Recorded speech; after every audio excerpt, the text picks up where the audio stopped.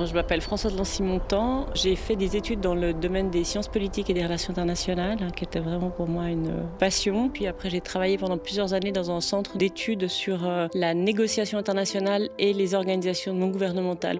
Ça m'a permis de, entre autres, suivre tout le processus de la conférence de Rio, qui a donné un peu naissance au concept de développement durable. J'ai 3 filles qui sont maintenant adultes et c'est vrai que mon aventure de la mobilité a démarré grâce à elles puisqu'en fait, c'était à travers la création d'un pédibus. Donc vraiment, à travers ce pédibus, c'était aussi l'affirmation de l'importance d'aller à pied, l'importance de partager aussi ce trajet. Et puis, plein de belles histoires se sont faites autour de cette ligne pédibus. Le pédibus, c'est vraiment pour que nos enfants prennent l'habitude que les petites distances ou les moyennes distances, elles se font à pied ou à vélo.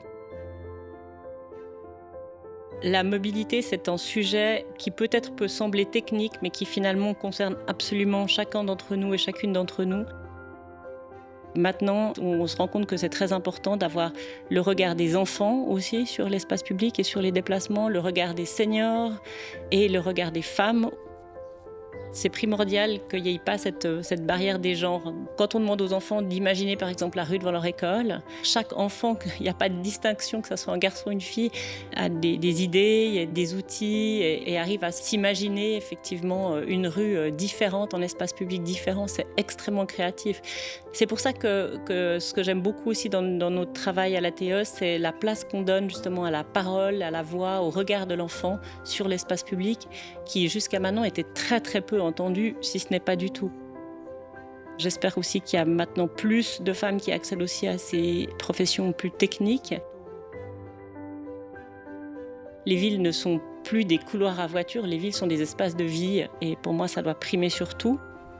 Le jour où on peut se déplacer agréablement et en sécurité à vélo, je pense qu'il y a un report modal énorme qui peut se faire. Le canton de Genève s'est doté d'un plan climat qui a des objectifs ambitieux et on sait que dans certains secteurs, les émissions ont diminué, mais dans la mobilité, on peine à faire diminuer ces émissions. Donc tout est là pour passer à l'action. Et aussi, tout nous montre la direction à prendre.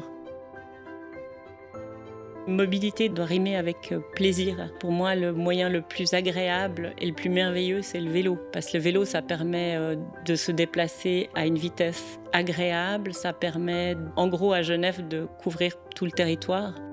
Je pense qu'il n'y a pas un jour où je me pose des questions par rapport à la justesse, disons, de l'engagement. C'est vraiment des choses auxquelles je crois profondément et puis qui ont énormément de sens pour moi.